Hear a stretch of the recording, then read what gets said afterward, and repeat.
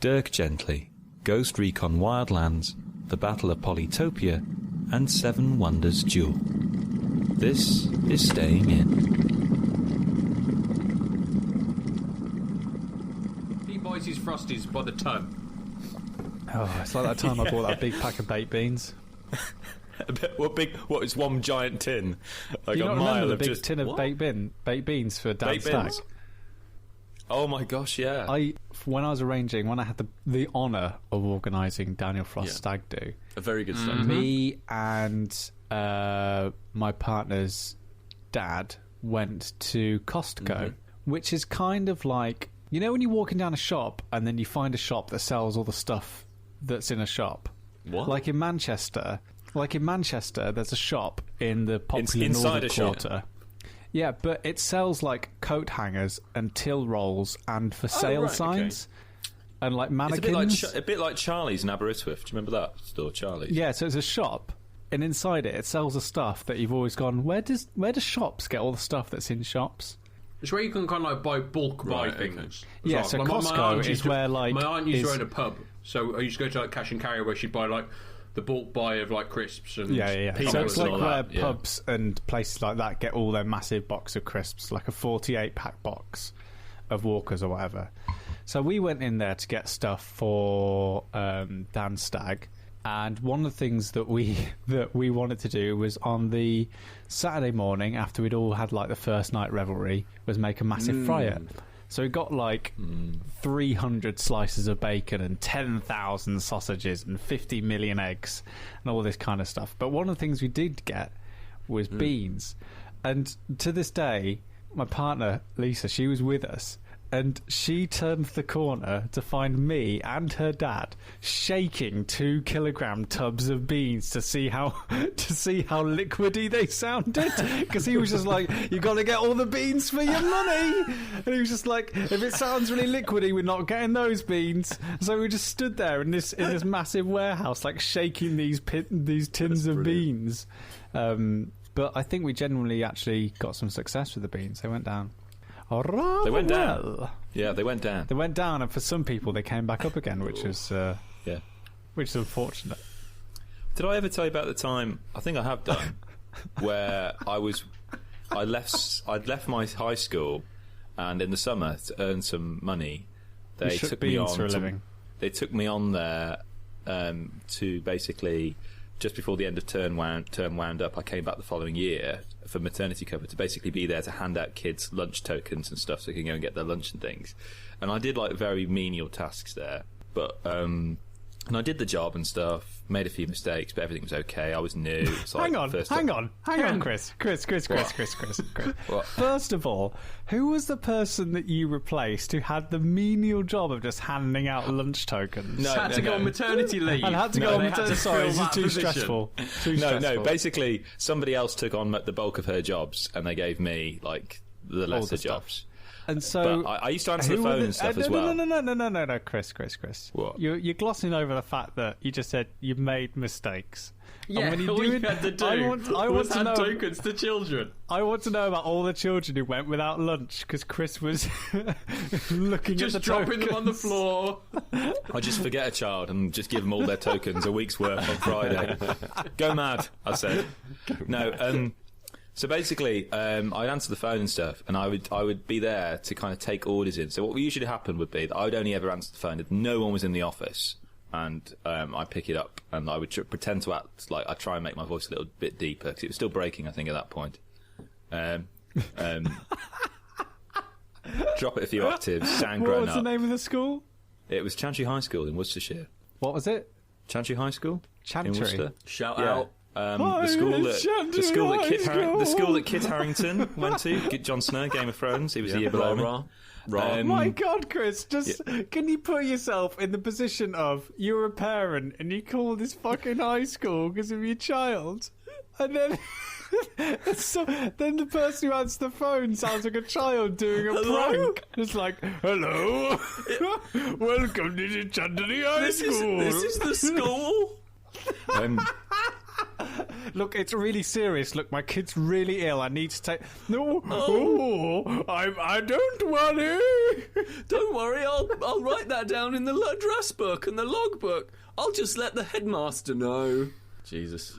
And it was at that point that I realised that A-level drama was for me. But basically, during the summer holidays, I'd finished the work there, everything had gone great. I think I got a good reference out of it. And I got a phone call during the summer. I've not looked back since. I got a phone call during the summer saying, Kris, there's been a bit of a mix-up.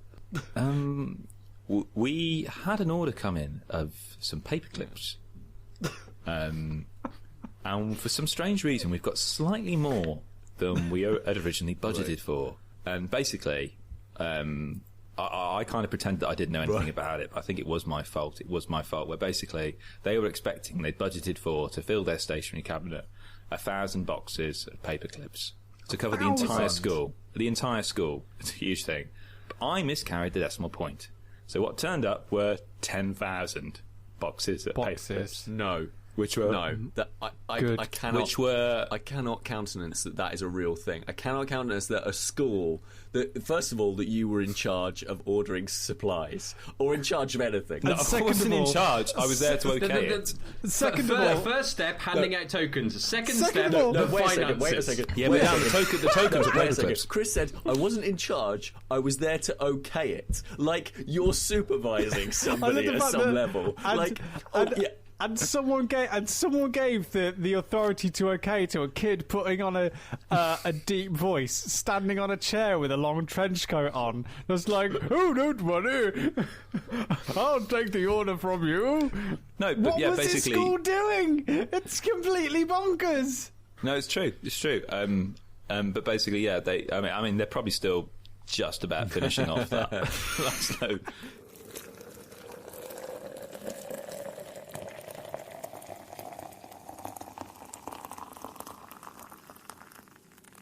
So I got the second Dirk Gently novel, which is called The Long Dark Tea Time of the Soul, which of course is the second of 3 books that Douglas Adams wrote starring the titular detective. Even though the third one was incomplete, I think he passed away before he finished it, and it was kind of pieced together from... Yeah, the third one became a Hitchhiker's novel. Yes, oh, really? The third book that he did... was called So Long and Thanks for All the Fish, I want to say. Salmon of Doubt. Salmon of Doubt. Salmon of Doubt. Salmon of Doubt got something like halfway through being written, and then it had some other notes and stuff as to where the story was going. And he wrote it because he realised that... So he originally started as a Dirk Gently novel, and then he realised it didn't really fit with the themes of Dirk Gently, and then... he thought, oh, this will work well for a Hitchhiker's book, because apparently the final Hitchhiker's book, complete Hitchhiker's book, ends on a bit of a downer. Like and he wanted to end it. He realised he wanted to end it in a slightly lighter tone. So he was like, oh, okay, well, I'll convert that into a Hitchhiker's book, and then you get the ultimate sadness, which is he got halfway through writing a book, and then I think some people finished it up, and. Stephen Fry finished it up. Really, and then somebody's written a brand new one as well, brand new Hitchhikers that doesn't include that comes from. Is that Owen? That's Owen Colfer. Yeah, I think so. And another thing. Yeah. Yes. So, from what I'm reading, Salmon of Doubt includes short stories and 11 chapters of a Dirk Gently novel that Douglas Adams was working on at the time of his death.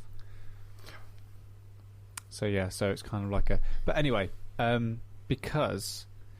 And I've been falling down a bit of a Dirk Gently hole because Dan recommended me the Dirk Gently series on Netflix.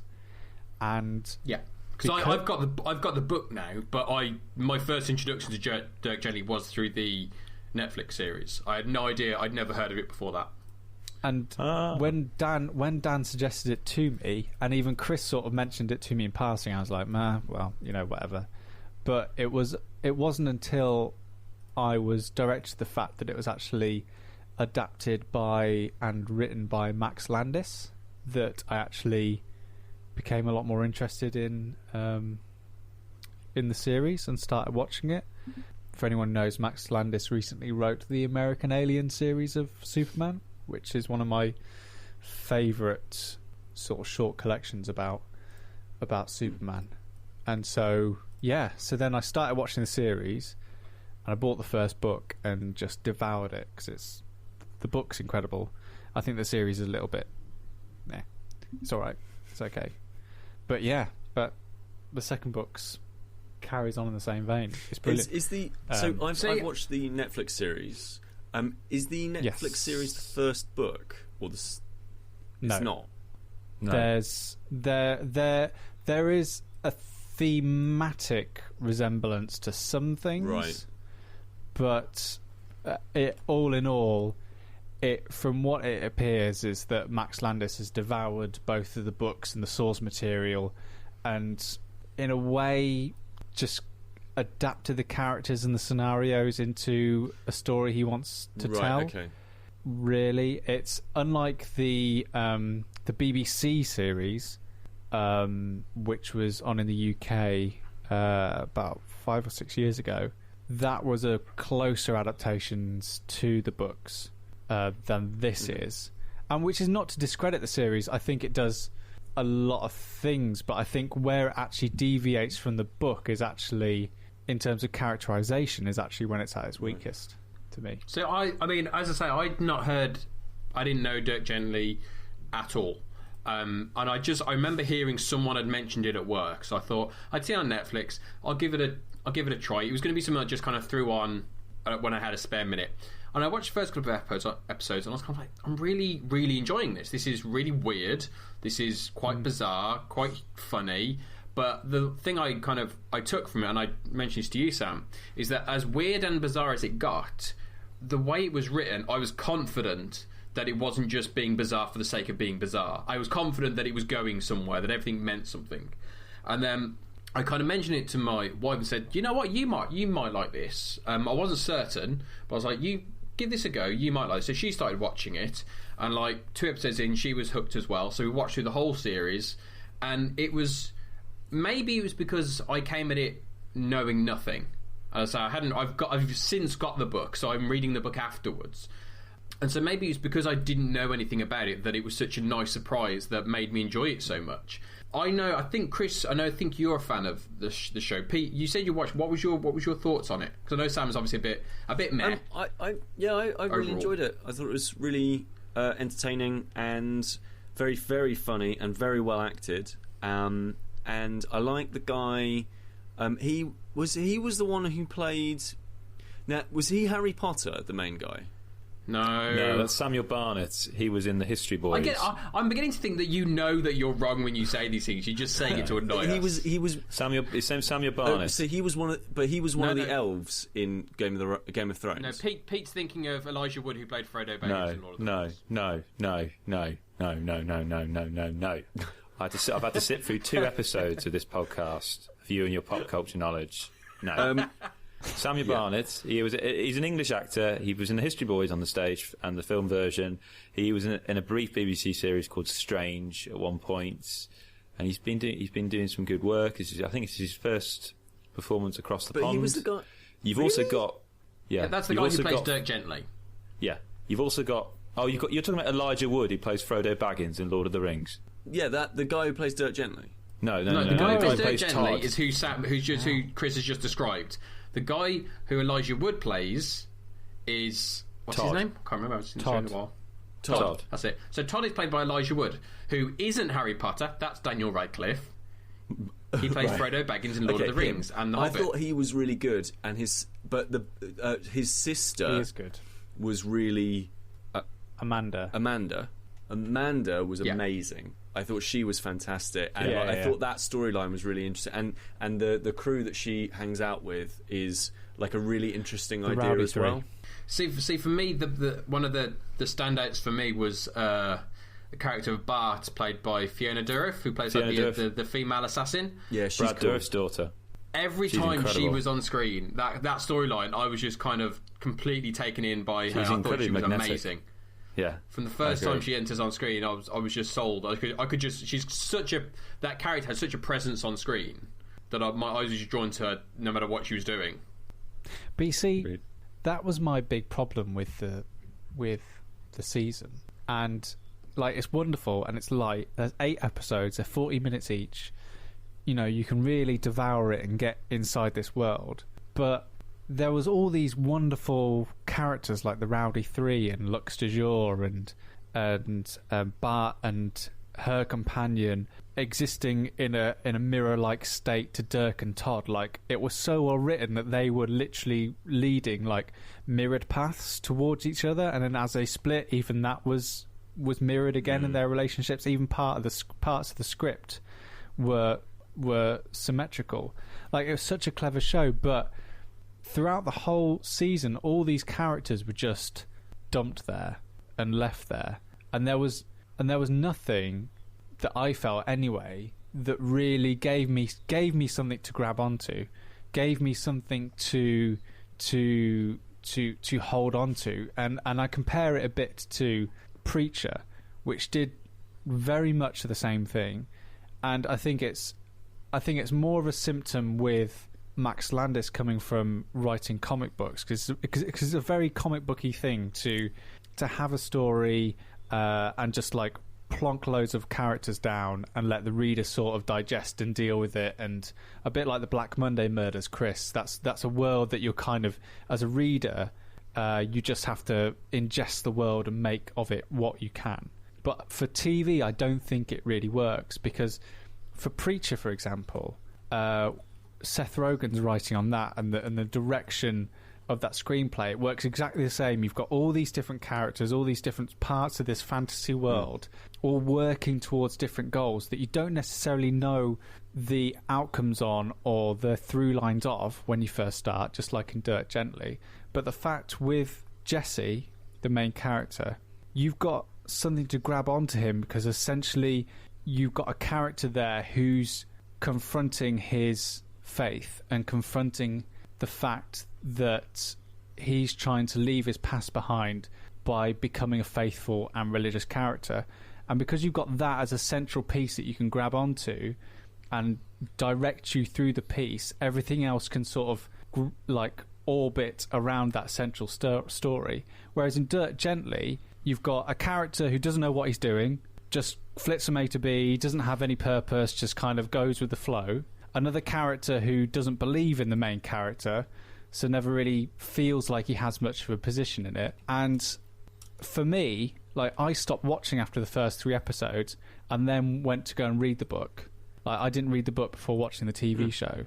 And from then it was kind of what Douglas Adams does with Dirk is that he is an actual detective. Like, he knows what he's doing, and he still works the same methods as in he believes in the interconnected stuff of things, but he has direction. He has he knows the purpose of himself, whereas Dirk in the TV series is very much kind of like, well, we go to the flow, we live, we die, blah blah blah.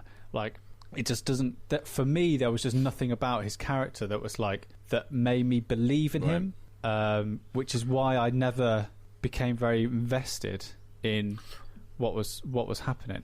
What's interesting is I feel very differently in terms of how I reacted to it. However, I can't disagree with anything you've just said. So all the stuff you say is of it potentially being difficult to grab onto because he doesn't know what he's doing, and that kind of the storyline, all those beats, I completely agree with all of that. For me, that just didn't bother me. It didn't. Yeah. I felt like I was on a roller coaster, and my through line was just like buckle in and just go for a ride along this and just see where it takes me. I was holding on to that central relationship between Todd and Dirk, and I loved the fact. And as I said, because I was confident in the writing, I was confident that all the subplots were building to kind of meet in the middle. So I was kind of waiting for those to all kind of become a cohesive unit. And so maybe I was looking at it from that point of view and just going with the flow and going along for the ride, as opposed to, okay, let me take a step-by-step guide, which I think sounds, where you struggled with it, I think, a little. Oh, I didn't. It's not that I wanted a step-by-step guide. It's just that you for me, sounds like you wanted more structure. It's not. It's difficult because it's not the fact that structure's the right thing. It's just that because I think it was a really well structured, drama. There was a murder and they were sent to solve it, but it was the fact that Daniel Radcliffe was in it.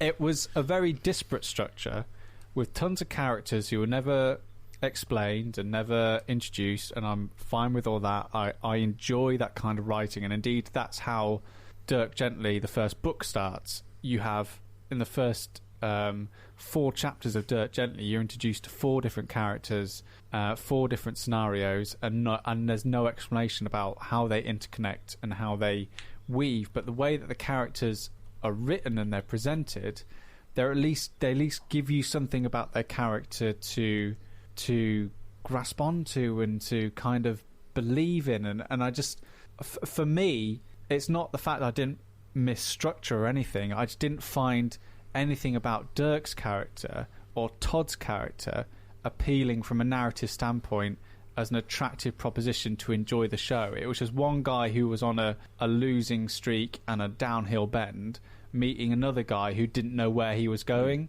And for me, in terms of a narrative standpoint, that just didn't seem like a very attractive proposition to keep me invested into the drama. Compare that with Preacher, where you've got this guy who used to be a criminal and a murderer trying to do good whilst also being corrupted by the word of God. That to me is 1,000 times more interesting than that. But I think that's just me, because religion and stories around theology and philosophy I kind of find a little bit more compelling anyway. So I think I don't think there's any detriment on the writing at all. And I think Dirk Gently the series is great. I just think those characters didn't necessarily attract me to them from a narrative standpoint. I think it's completely, I like chalk, you like cheese, Dan. It's it's just a I do like cheese, chalk and cheese. I do like cheese. Nice bit of cheddar. Sam, I think you would really like the BBC version of it with Stephen Mangan as Dirk, because that was episodic. So it was one case per episode, him and Macduff, which they Americanized for the Netflix series, solving a case one per episode, and it has that kind of mix of not knowing where we're going, but that's tempered with this idea of, but we'll get there in the end. I'll still solve this exactly case. I did pitch that to Dan. I said that it would work better if you actually believed in Dirk, that he knew what he was doing actually got results, but for me, I never got that from the TV series, which is why I found it difficult to invest in, because I didn't believe that he believed that he was actually a detective. Whereas that's something that comes across very clearly in the books, that he uses whatever power he believes or doesn't believe he has to actually help people. Bread maker. I haven't made any bread in ages, but the smell, just the ease of using a bread maker and the smell of just having fresh bread cooked in the house is gorgeous. Now, I'm going to challenge you on the ease part of using a bread maker. I admit it's easy, as in you put stuff in a tin, press a button, and you make bread. Yeah. But by golly, this, like, the recipe book that comes with the bread maker is just it's the harshest critic. What do you mean? Of any recipe book I've ever, like, the amount of times it says in massive bold text, like, you must keep to the recipes, do not add a dash of this or pinch of that. It's like, fucking hell, like, didn't mean to. All right, I just thought a little bit of salt would be nice. You will not improvise. It's just like, you will not improvise, you will not think that you are doing a better job than the Morphy Richards chefs. No. So, but then the problem is, right? The problem is the first thing I made was a whole wheat seeded loaf. Nice. Okay, and Cool.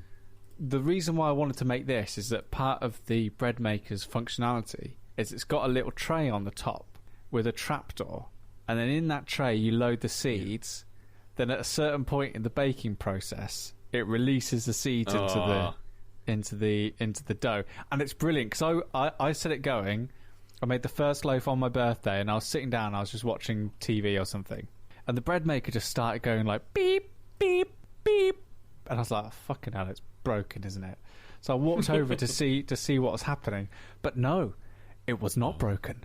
This was a warning sound to let me know that the seed pod was going to engage. So, so it was almost like this health and safety mechanism of beep, stand away, seeds deploying, and then you just saw this trapdoor like go, and these seeds all landing in the dough. So that was really exciting. So I can't wait to see that again. But part of the problem is, like, these recipes that come with it are so prescriptive that that's what you want from a recipe.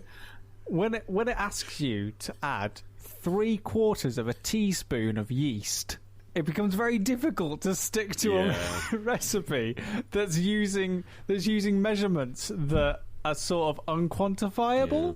So my first loaf ended up perfect, except for a giant dip in the middle of it, where I'd added too much yeast, because I don't literally know how much is an accurate measurement of 3/4 of a teaspoon.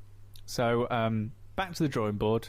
We'll try again. Well, I look forward to hearing more bread-related adventures. Well, yeah, when I first started doing it, it is a bit hit and miss to begin with. But once you kind of get the grips of that, I remember I bought like a book of just loads and loads of bread recipes, just kind of completely separately to the machine, and just started randomly throwing different things in there, and it was great fun. My favourite's a cheese and jalapeno bread, which is delicious. So I can't wait, and it's good because you can make jam in it. You can make doughs. So I'm going to make some croissant dough and pizza dough and all this kind of stuff. So that's for Play-Doh. I think the one you've got sounds very familiar to mine. Very similar to mine. It probably is. Yeah, so that's what I'm saying. So I think I know the kind of thing that you're looking at. We live very like-minded lives. Indeed. I also got the same birthday card, both from my partner and her mum and dad, which is, 2 for 1. 2 for 1.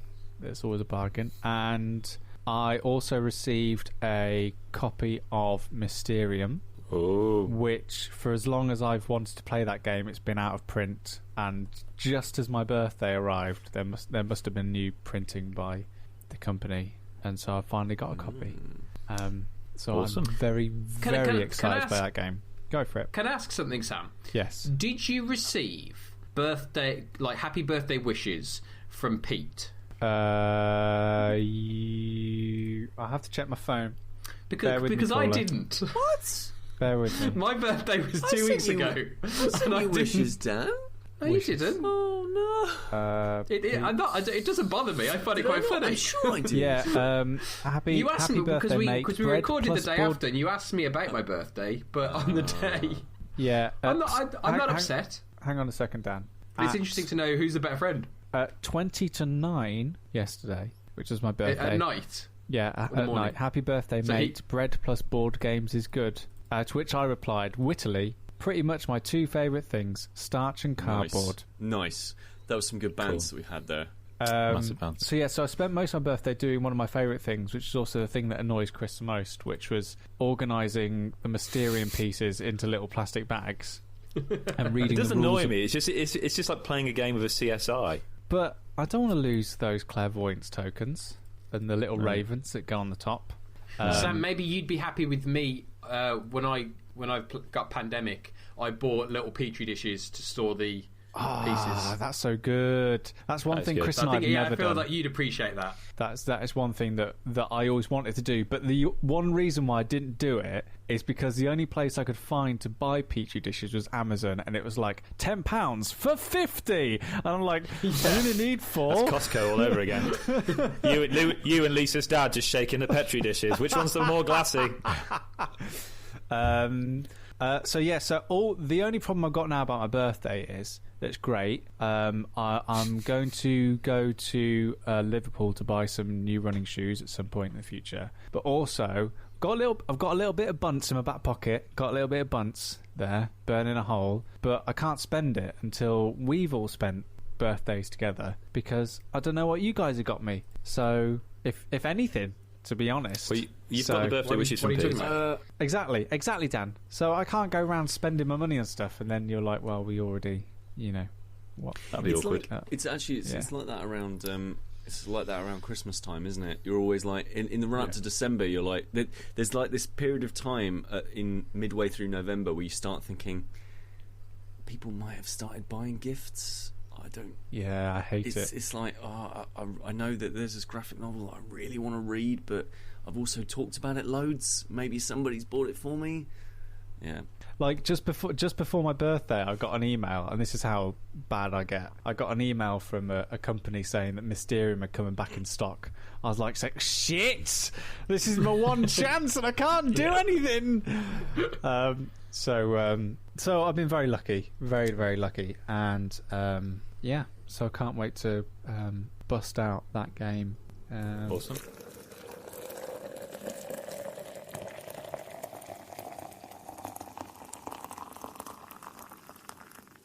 Did you guys get to play that Ghost Recon beta?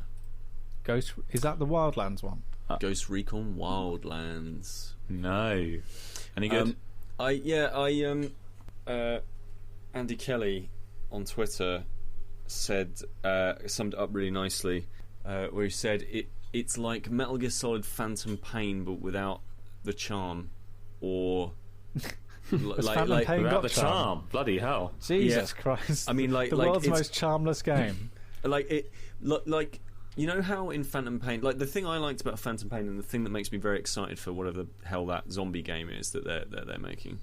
The thing that makes me excited about that is the idea of us four rolling deep together, using those really cool open world mechanics and solving combat puzzles, which I think is what Phantom Pain does quite well. Solving combat puzzles together in a really interesting space, and like Ghost and Wildlands. So the idea is that it's built around.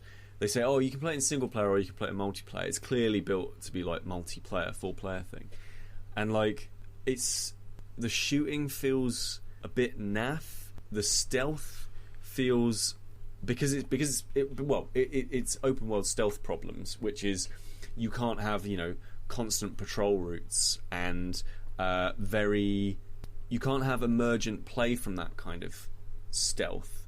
When you have really big open spaces, you either sit there like in Phantom Pain and figure out all the routes for absolutely everybody, and that's the only way you're ever going to make progress, or you go in and you kill the first couple of guys, then somebody sees you, and then you're like, okay, never mind, and you open up on everyone. And it never like I was playing the beta of Wildlands, it just never felt like a threat. Like maybe I didn't play enough of it, but I was chewing through it, and like the firefights just felt really like, oh no, I've been spotted, oh well, bang bang bang bang bang, and then like you let the rest of your team just deal with them, and like it's like a really easy firefight to get into. The writing and the voice acting is real bad.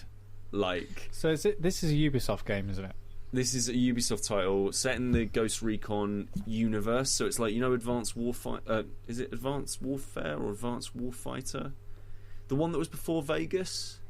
We played Ghost it on Recon, the Ghost Recon. We played it on the 360. Advanced Warfare, I think. Yeah, something along those lines. We played it on the 360, and we kept getting that desync issue. Anyway, so like it's set in that universe, and it feels like modern military shooter, but all of the dialogue is there's three bros and a lady who's doing all the operation directing, and she's like going, so you're here, you're undercover, have you done this kind of work before? And then like the main character that you're playing as looks at her with like a really knowing look and says, no, that I've never been in this space before. And she was like, I've heard you were in Kabul or something like that, like I heard you did the Kabul job. And he said, I was never there. And you're like, Happy like, International Women's Day, everyone. Yeah. Like and he's like I was never there. And you sort of think to yourself like, well, if genuinely the reason you're saying I was never there because it's an absolute top secret, could never be there, wet works under the radar kind of military operation. You wouldn't look at her and say, like, wink and a nod, like, I was never there. But at the same time, is this part of Ubisoft's new direction, where they said that they were basically making their games less narration heavy and having less narrative and story? No, and it's just less quality. Like, yeah, but is that just a symptom of this new direction? Because they quote, and this is the worst thing I've ever heard any games designer say, which includes you, Pete. Thanks. That Not a designer, but Ubisoft, but you might as well be. Ubisoft want each game to be an anecdote factory. Oh, anecdote factory. So it's like with Watch Dogs 2, you can just, be in it like a tourist. And to be fair enough, like, if you look at the Ubisoft games that I think we probably had the most fun with, it's been the anecdotes that we create within that world. Vegas has lots of anecdotes and stuff. Like, when we played like Rainbow Six, and I can really only think of Rainbow Six. So do you think that it's just like, this is the first big product of that, where it's just like stripping all narrative away, and you kind of just got 3 sort of mannequin puppets walking around a bland world? No, I don't even think it's... Well, first of all, I don't think it's the first one, because maybe it's the first of a deliberate, we are going to do this now. Apparently For Honor is just as narrative sort of thin. But the problem is, like, it's not narrative thin. There is stuff in there. It's just naff. And like it's all very like Americans going in and sorting out the day because the locals couldn't do it themselves. Very sort of, Western civilization heavy. We're the peacemakers. We'll go and sort this out, sort of thing. But the voice acting itself is just bad. It's like it's just one person. Yeah, it's just one. Hello, everyone. It's a parrot, a bit like me in that Some Holiday Job. Yeah, exactly. Yeah, but it's just not particularly good or convincing, and that would be fine if it was like a fun game. But like, so there's this stealthy stuff with some combat and some shooting, and none of it feels particularly exciting or powerful.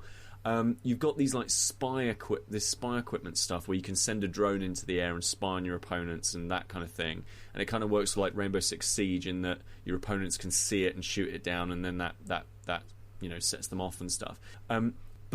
And that's all fine. But then there's like, they're like, cool. This is trying to be a kind of not quite Rainbow Six Vegas level of strategy, but we want you to take this kind of combat seriously and really think about the encounter that you're going into.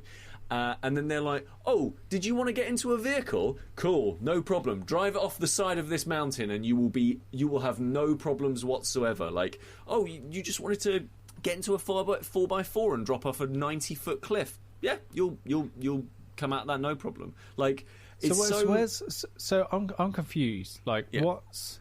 I'm basing this, by the way, entirely on the beta. Like, which the new game is now out, but the beta seem pretty close to complete. So, before I preface this, can I just say that actually Ubisoft have been very, very impressive in recent years, especially what they've done with Rainbow Six on improving on what they've done post-launch. Yeah, definitely. Rainbow Six Siege is it's light and shade in terms of the game that we first started to play to the games it is now.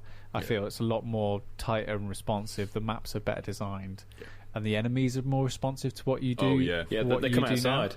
Yeah. So like, I think that early criticism of a game, and I think For Honor's going through a bit of this at the moment, that people are kind of actually very trustworthy of Ubisoft in that they are actually listening to community and servicing it. Apparently Rainbow Six Siege now is a massive, thriving, from initial poor numbers, it's a huge game for Ubisoft now. So what I'm confused of is where this game now sits in that over. Like, I just don't see what appeal this has. Is it just the fact that it's a bigger focus on cooperative around story-driven elements? Is that literally the only function it's servicing? I think it's that. I think it's the idea of like getting bros together and dressing up and playing army and running across a map, but in a fairly safe sort of an environment. Like it didn't feel that like Siege level of 2 bullets and you're down kind of scary gameplay. This feels a lot more like, hey, do you want to get onto the back of a motorcycle and just drive through an area? Yeah. It feels like, did you guys ever play Mercenaries? No. What was that? No. Back in the day. So on the PS2 there was a game called Mercenaries, and everyone was like, in all of the magazines of the day, the front covers were always like, the GTA killer? And it was like, no! I think I remember the box art.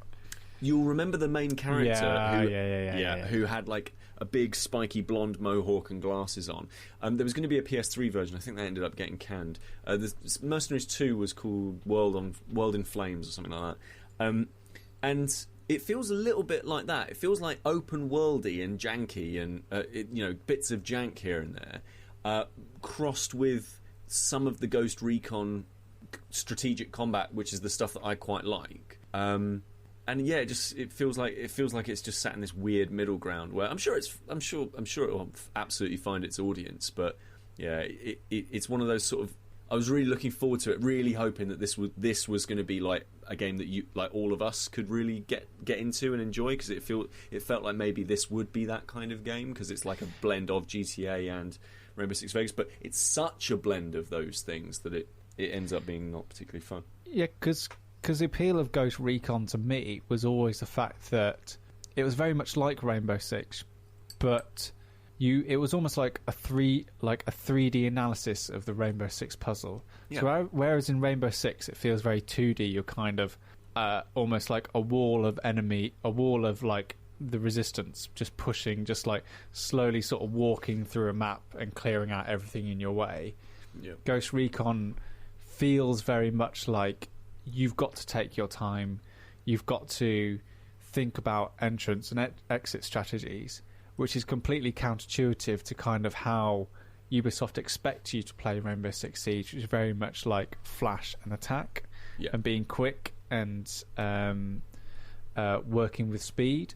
So it sounds a bit of a shame that that's becoming that focus anyway. It's become a bit lost. Yeah. I tell you what, though, do you want to hear about a really fun game that I did play? Always. All right. Yeah. Fine. Has this one got charm? This one has got a ton of charm, mate. Has it got guns? It hasn't got guns, so shall I just skip over it? Has it got what was it called? Is it an anecdote factory? It's got an anecdote corner shop, I would say. Is it an isometric puzzle adventure game? It's not, unfortunately. I do love those. I do like those. We're all very. It's not one of those either, Chris. Is it a mobile game? It is a mobile game, Dan. Of course it is. Is it a free mobile game? Oh my god, this is like Guess Who, but less sexist. Well, because I'm just wondering, because this would mean in 3 of our last 4 shows, you have brought to the table a free game, which is basically your subtle way of turning it into one of our old shows, free play. Oh right, yeah. No, I suppose by the way, like. So obviously we talked about Disc Jam on the last one. That's not free. That's on PS Plus, and it's like £8 if you buy it if you don't have PS Plus. But we played it. We played the beta. Yeah, which we was did. free. We played the cheapy version. I have downloaded that actually. I'm going to play it tomorrow. Look forward to that. So the game I've been playing is a game called The Battle of Polytopia. And it is available for your iOS device and your Android device. Not available on Windows Phone or Windows tablet. Sorry about that, Kris. It's all right. I know that you're. He looks devastated. I'm happy with my elite group of 6 games I can choose from that is on that tablet. Yeah. Chris? Did you ever get Lara Croft Go to work on that thing? No, got it on my phone instead. Very peeved. Have you got an Android phone? Yes. Oh, perfect. Well, you'll be able to play it, and you should play it. So we talked a little while ago about Civilization 6. And you talked a little while ago about Civilization 6. Can we get that right? And I had to make some very extensive editing. That was when George Osborne was on, wasn't it? So basically, that game, Civilization 6 was amazing, and I was thinking to myself, I would really like to play some Civilization. right now, but I don't want to fire up my PC and get into it in a super intense, hardcore kind of a way. I don't want to put it on my laptop because I'll do nothing else, but I do want to play it. So I'll play it on the mobile phone. So I downloaded Civilization Revolution 2, which is a very, very good game, and I played it before, and it was lovely. And I tweeted about it that I was playing it, and I was playing it. I was like, this is good, but it's not quite what I want. And somebody got back to me and said, and this is the third time people have said this to me. They said, go and play the Battle of Polytopia because that'll be what you want. And I've tried to play the Battle of Polytopia about 2 or 3 different times, downloaded it, started playing it, not really got it, and just like churned off of it and gone, I don't really get this at all. Is that like when I tried reading that book by J.J. Abrams and Doug Dorst? Yeah, it's exactly like that kind of. I know, like I've been told this is great, and I should give it a go, and it seems like up my street, but I won't. It's about capturing the right mood and It's like what you had with Fallout and The Witcher for a little while and stuff like that. So I was like, okay, I'm going to give it a jolly good go now. The Battle of Polytopia is to Civilization 6 as Super Mario Run is to Super Mario Brothers. So it takes everything about the main PC or console experience of Civilization. It takes and it just strips it down to the absolute very, very bare essentials. So it says, right, you've got cities, and you've got warriors, and you've got the ability to harness resources, and you've got the ability to expand and the ability to fight. You've got these basic things that you need to do, and we're going to present all of those combat options to you in a really straightforward way. So it's sort of like an ultra stripped down version of Civilization 6, and because of that, it just works so beautifully for mobile. It is. Can I just ask from your kind of description there? The description reminds me of kind of anytime you watch a video or on YouTube or something like that, and you get the advert that pops up, and it's about a mobile war game that's free. You don't know. Like Age of basically, War. there's like 1,000 of them, which is, I don't know, King of War or Game of War, warmongering, or and the icon. War. The icon is like a shouting man. Yeah, exactly, or a woman in a bikini. Yeah. How is it different to what those games are offering? So it is a totally different game. So those are what are generally sort of vaguely called strategy management games. Game of War is the really, really big one, and Evany is the one that you're thinking about with the woman with all the boobs everywhere. No, that's just any general game. Or just any general You do realise that these adverts are selected for you based on your search history? Yeah, absolutely. Strategy and management. Bikinis. So those games. What you are doing is you are clicking on a thing and you're saying upgrade, and then you're waiting for 2 minutes, and then 5 minutes, and then 50 days down the line you're actually waiting for 100 hours or whatever it is, and you can pay gems to speed things up. No, this is a proper game, as in it's Civilization, but stripped down. There are in-app purchases, but there's no advertising, there's no timers, there's no paywalls, there's no nothing like that. It's just a straight up fantastic free game, and by the way, here's some additional content if you want it. And so it follows that loop of Civilization of here's your city. Your city generates you essentially points with which to spend on new warriors or new technologies that you can research, or spend on harvesting the resources in the area that you have. So you've got like gold in the mountains, and then you can build a farm, or you can do all these sorts of things and bring these points in. And the more things that you harvest, the more your population grows in your city, and then your city levels up. Once your city levels up, you can then choose to specialise those cities in certain ways. So whereas Civilization says, okay, what do you want to put into your city? Do you want to put in a monument, or do you want to put in an aqueduct, or do you want to put in, a library or a sports centre or whatever? This one says sports centre. Sorry, sports centre in Civilization. Wow. Yeah, like Civilization is like So the way you were painting a picture of it was like ancient Rome. It Aqueducts. Civilization With literally the fitness first. Civilization covers with a treadmill in the corner. Yeah. Civilization covers 6,000 years of history. So it's like an aqueduct, a monument, the Apollo space program. A Café Rouge. Why not? If you want, Woolworths. We'll bring it back. Yeah. Whereas Polytopia, the classic mode is 30 turns, and you never get out of. The best technology you can get is riding on a horse and having like a spear. Like it's not huge in that way. But once you've been leveling up your towns and bringing all these resources, the game then says, okay, do you want to expand your borders, or do you want to increase your population, which basically just means you can hire more units? And you go, I want to do this, and that's your choice. That's all you get. There isn't any of this small little micromanagement of civilization or anything like that doesn't particularly fly on mobile. It's just, okay, A or B, which one of these things do you want? You then send out your warriors off into the world, and you start exploring the map and uncovering everything that's in there. You start to meet new tribes. There is no diplomacy beyond, I'm just not going to attack you, and hopefully you won't be attacking me because you can see I'm not attacking you. There's no diplomacy other than just, we're not fighting at the moment. And there's kind of like a cooldown, so if you just stop fighting them, then they'll stop fighting you. But again, it has got that level of interactivity with other civilizations that Civilization has. When you say 30 turns, what do you mean by 30 turns? So you do all of your actions.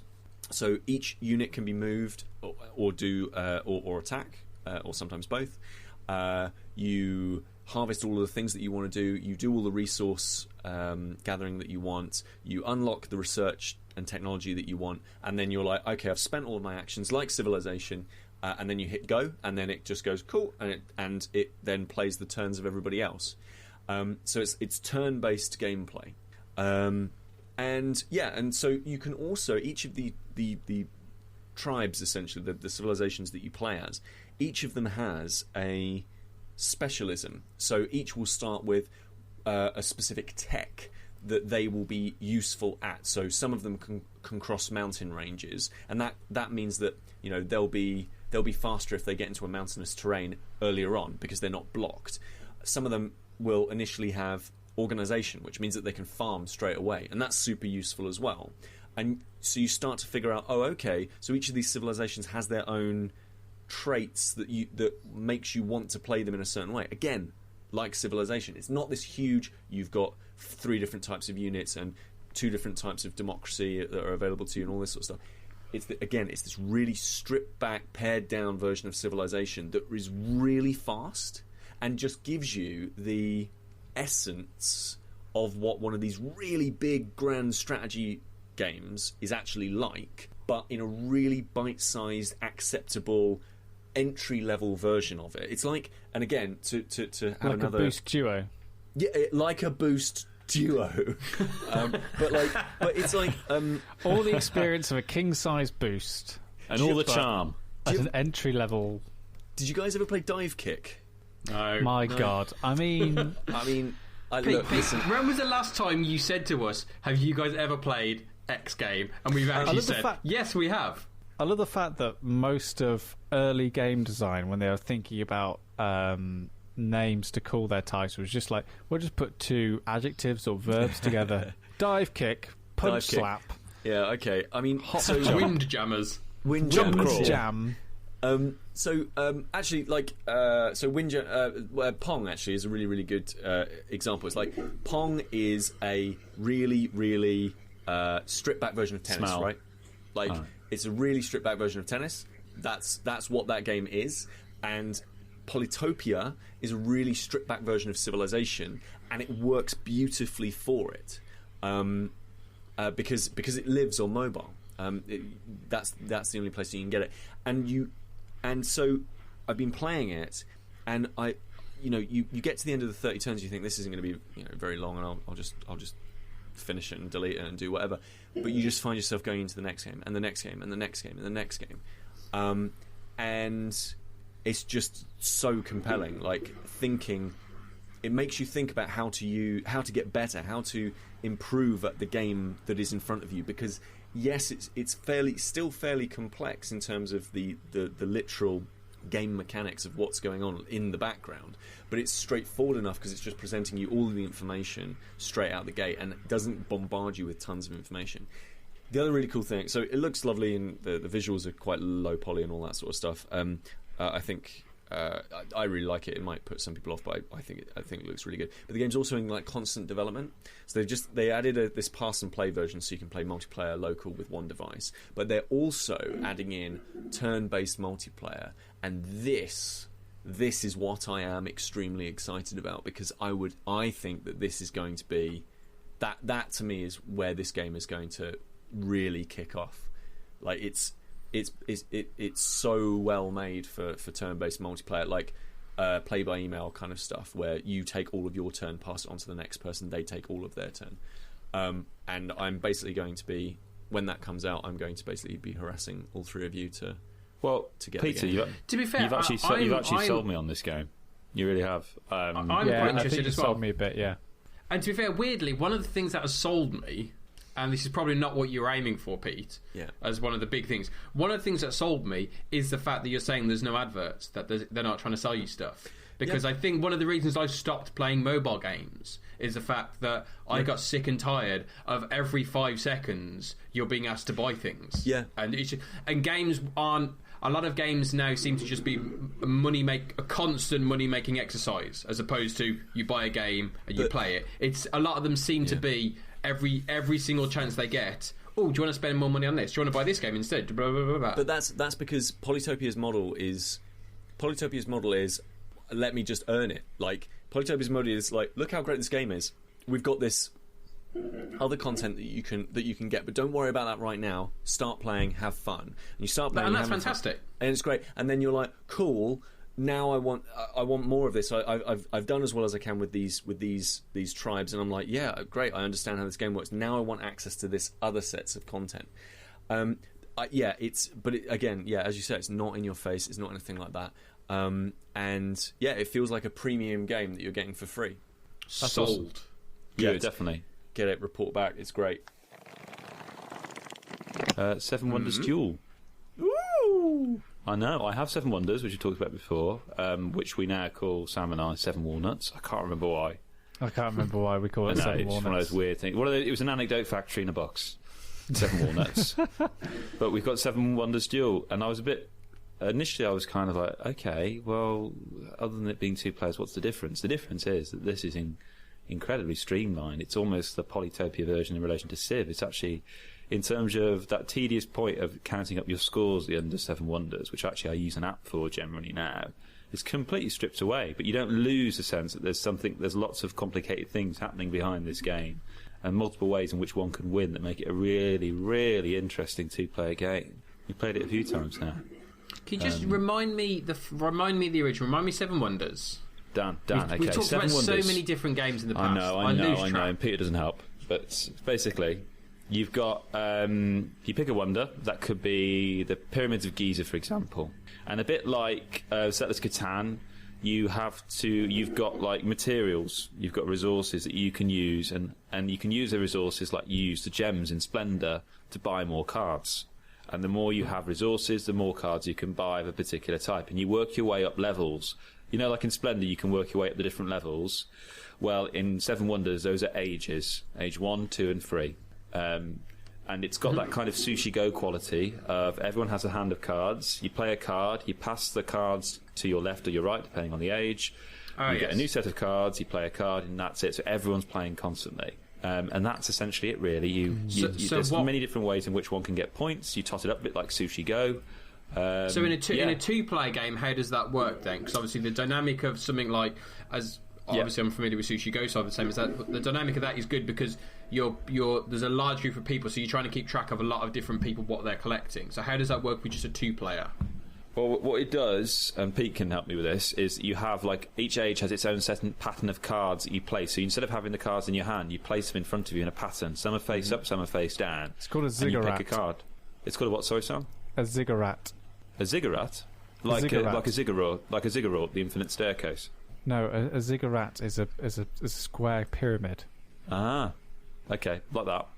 And some are face up, some are face down. I thought a square pyramid was a tetrahedron. I thought a square pyramid was a cube. I thought a square pyramid was not a thing because a pyramid's like a triangle, isn't it? Well, a square pyramid, Okay. if you're talking about the square on the bottom, then that's a pyramid. And if you're talking about a square on the side, then that's a cube. Right, okay. Oh, A ziggurat is a name of a Mesopotamian structure that is a square pyramid. It's like different levels of straight lines going up to a top. That's it. Yeah. Which is how the cards are arranged in Seven Wonders Duel. But It's a bit like Mahjong, isn't it? yeah, so cards are arranged overlapping each other in a square pyramid. So unlike we're using the Sushi Go aesthetic in where you're passing a hand of cards, you can only get hold of cards once they're released from the ziggurat, once they're free from it. So, for example, they're not being overlapped by other cards or essentially trapped there. So that's where you create that kind of tension, because obviously you can see what's there on the table in front of you, and you can see what your partner's picking up, your opponent, shall I say. So therefore, do you go for other cards, therefore releasing something that they might want, or do you go for cards taking something that they would want that may harm your own strategy? So I think that's where the tension and the combat comes from in Seven Wonders Duel, that you kind of have this open forum that you're both picking from. And the other thing, like, my big problem with Seven Wonders is it's a great game, but then at the end of it, you've pretty much, and I know you've got the fucking app, but still, at the end of it, you've got to do a fucking GCSE exam to work out who's bloody won. And you get to the end of it, and you're just like, did we have fun? Was that a good get? I think I had fun, but I can't really remember because we've been adding up all the points for 60 million years. I mean, bear in mind, Sam, the last time we played games together, you and I, we've been knackered, all of us. There's this kind of drunk Kris, with fatigue. I know, but I think even if I played Seven Wonders fresh, by the time... That's a good version of the game, by the way. when I finish playing a game, if I love it, I want to play it again. Yeah. Or it leaves me with some I think that's a standard memory litmus test. or abiding thing. Like, for example, we played Ingenious the other day, and I don't really want to play Ingenious again, but when we finished it, it left me with something. It gave me an experience. It was like, oh, that's a really interesting mechanic. Here's ways that I would improve it. Here's what I would change. But I actually really enjoy the experience and the dynamic it created. This is the most important thing. The dynamic it created within the group and the fun we had. We have fun when we're playing Seven Wonders, but by the end of it, because you've spent so long out of the game trying to work out who's won the game, everything you've built up within it, all that energy or that cohesion, just dissipates. And it's just like, oh, I won. Oh, right, okay. Yeah, that's why Seven Wonders Duel is great, because it just strips that back, honestly, which I think seems to be the theme of this recording. But anyway, like this idea of there's multiple ways in which one can win. You can win instantaneously in Seven Wonders. You may not even get to the end of the ages because someone may have already won. For example, their military marker may have marched their way across into the enemy and automatically they'll win. Or someone may have got six of a kind in terms of the science buildings, and they've automatically won as well. And also the game automatically ends as soon as the seventh wonder is completed on the board. So, I mean, you may not even get to the end of your free ages and have to actually tot up anything because it's already been sorted for you. So, yeah, it is. You can actually own both games because the two-player variant of Seven Wonders is a bit meh.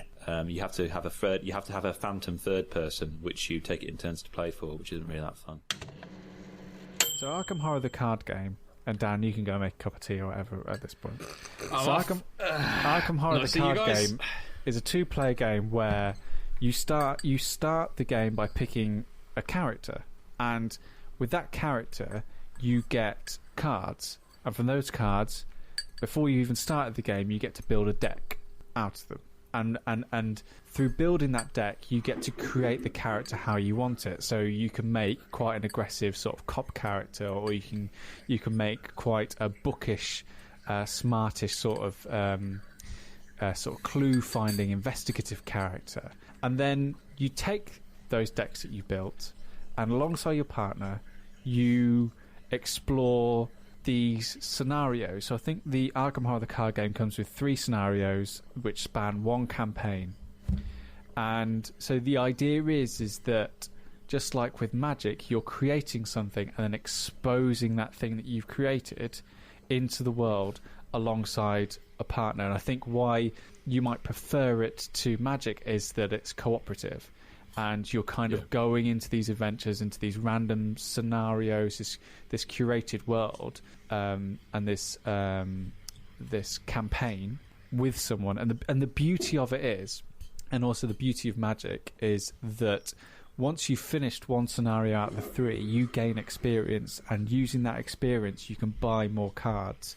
And I don't mean like buy with pounds, but you essentially, more cards get released to you to beef up your character or change something within them, or that didn't quite work in this scenario, so I'm going to replace that card with this card and see how that affects my character. So eventually your characters can get scarred and they can grow by the experiences that they go through. So then when you play the next scenario or replay the first, it's a completely different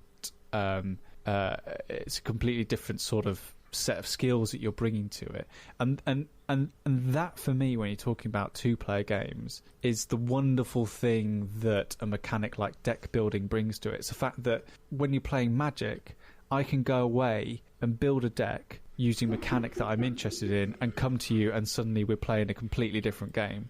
It's not the same 2-player game. We're not playing the Duke again or Lost Cities.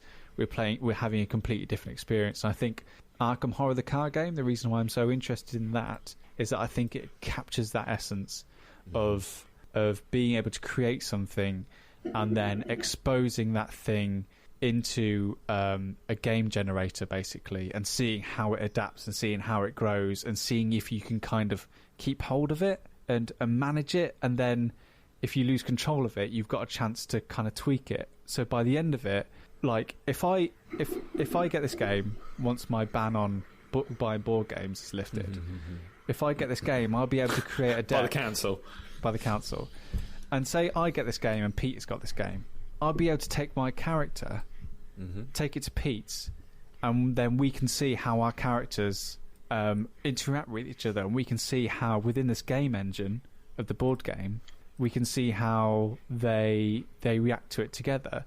So I can almost have in my pocket this sort of bustling sort of world of energy and mystery. Oh, you already do, Sam. I know. Yeah, it's called my penis. And the great thing is, it's a Fantasy Flight game, so they've already come out with like loads of other campaigns and different things that you can expose the character to. And I think this is the most important from my point of view, is that because you are drawing from a deck, it pretty much eliminates quarterbacking from the cooperative experience, which for me is a massive thing. It's one of the reasons why I don't actually like playing cooperative games, because I do it all the time. It's a reason why I won't play Pandemic Vanilla anymore. Another good version of the game. Yes, along with Seven Wonders Fresh. So I think that in terms of a 2-player game, Magic, yes, always, that's brilliant, because you're never playing the same game twice, and you can create a game to suit how you will play. But Arkham Horror the card game, I think that sort of would possibly float your boat. That was Staying In with Dan Frost, Peter Willington, Sam Turner and myself, Kris Darby. If you enjoyed this episode, please leave us a review on iTunes or wherever you get your podcasts. Visit stayingin.podbean.com for more information and links to the comics, movies, games and more covered in this episode. And come find us on Twitter @StayingInPod. Thanks for listening.